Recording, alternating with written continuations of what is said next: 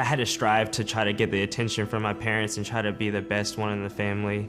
So a lot of my identity growing up was based off of my ability to perform in sports and to be the best person, to be the best athlete I could. Jacob Lekich was the youngest of 4 children. He grew up in a competitive environment, and his Catholic upbringing shaped his view of God. I would say that I was a very religious person, so I felt like that I had to be the best person that I could possibly all the time, so that way that I would gain God's approval and gain God's attention and gain His love. Attending a private school with his 3 older siblings provided Jacob an early opportunity to join the party scene.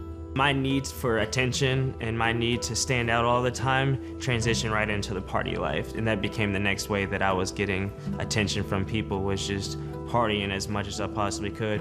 Jacob gained popularity and he still excelled in sports and school. His appearance on the outside, however, was in direct opposition to what he was feeling on the inside.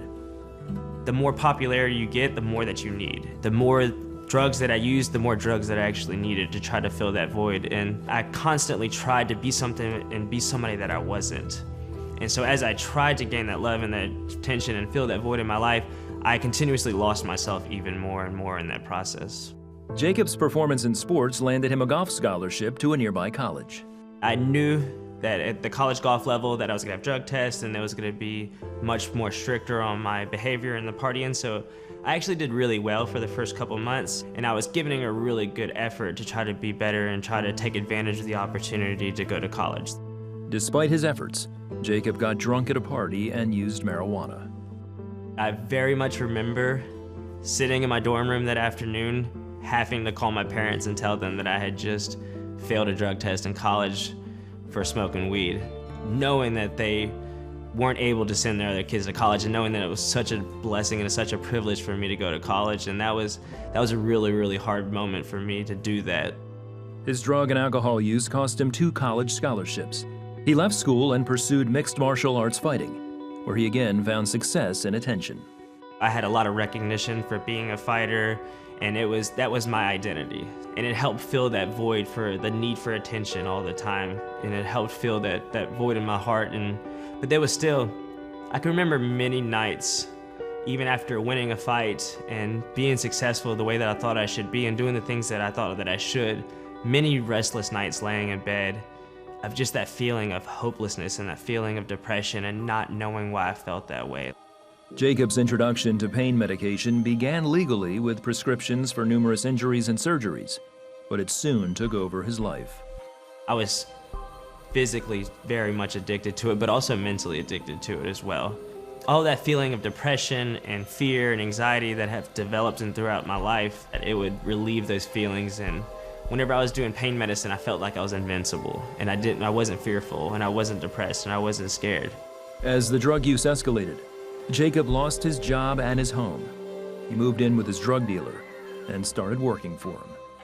I'd gotten down to about 119 pounds, which was really, really skinny. I was really physically in a bad spot there. It was destroying me as a person on the inside, to where the fear and the pressure of everything in life, it became too much. I no longer could handle it, even despite the pain medicine. After being awake for 2 weeks straight, Jacob sneaked into his parents' shed and slept there for 3 days. When his parents discovered him, they took him to Home of Grace, a Christian-based recovery program.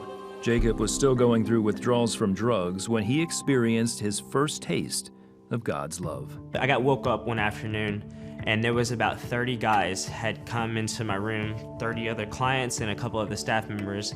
They had all gathered in my room, and they all started to lay their hands on me and begin to pray for me. And that was a very profound moment for me, because I couldn't understand why all of these people were in my room. I was in the lowest of the low point of my life at that point, and I had nothing to offer. He began his journey to freedom with loving Christians who showed him who Jesus is. It all clicked one night in chapel. The pastor that was there preaching, he gave an altar call after he did a sermon, and I knew that I needed to get up from my seat that night and make my way to the altar, and I needed to get down on my knees and give my life to Christ. And that's exactly what I did. And I got up, and I barely made my way up there. I was still very physically sick, and I got down on my knees, and I hit my knees, and I just told God that, God, if you can use my life, use it. I'm done.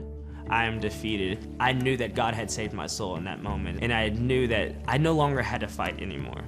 I didn't have to fight to gain the love and to gain the attention from God, that God just loved me for the person that I was. Jacob's life changed quickly.